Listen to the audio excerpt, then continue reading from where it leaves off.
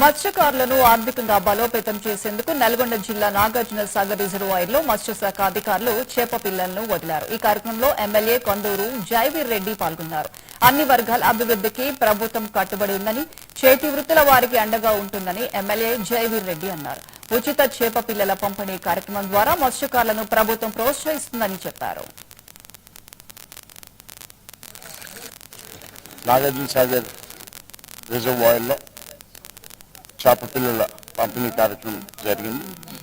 అందులో భాగంగా ఇప్పుడు 10 లక్షల చేప పిల్లలను మన సాగర్ రిజర్వాయర్లో వదలడం జరుగుతుంది.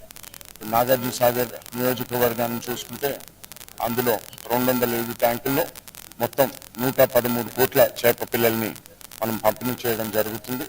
తద్వారా గంగపుత్రులకి అందరికీ మేలు జరుగుతుందని కాంగ్రెస్ ప్రభుత్వం ముఖ్యమంత్రి గారి ఆధ్వర్యంలో యానిమల్ హస్బెండరీ డిపార్ట్మెంట్ అంత కృషి చేసి ఇక్కడున్న గంగపుత్రులకి న్యాయం చేయాలన్న తపంతో కృషి చేస్తున్నారు. అందుకు అధికారులు కూడా ఎల్లవెల్ల కృషి చేస్తున్న విషయం మీరు అందరూ గమనించాలి. ఈ విధంగా మన రాష్ట్రంలో అభివృద్ధిని, సంక్షేమ పథకాలని అందించడంలో ముందు భాగంలో ఉన్నందుకు మీరు చూసిండ్రు. మొన్న జరిగిన బై ఎలక్షన్లో కూడా ప్రజలు వారి దీవెనలు అందించిండ్రు. అదేవిధంగా మా వంతు కష్టం మేము పడతామని ప్రజల మద్దతు కూడా ఇదే విధంగా ఉంటుందని దేవుని ప్రార్థిస్తూ సెలవు తీసుకుంటాం. మాదక ద్రవ్యాల నిర్మూలనకు రాష్ట్ర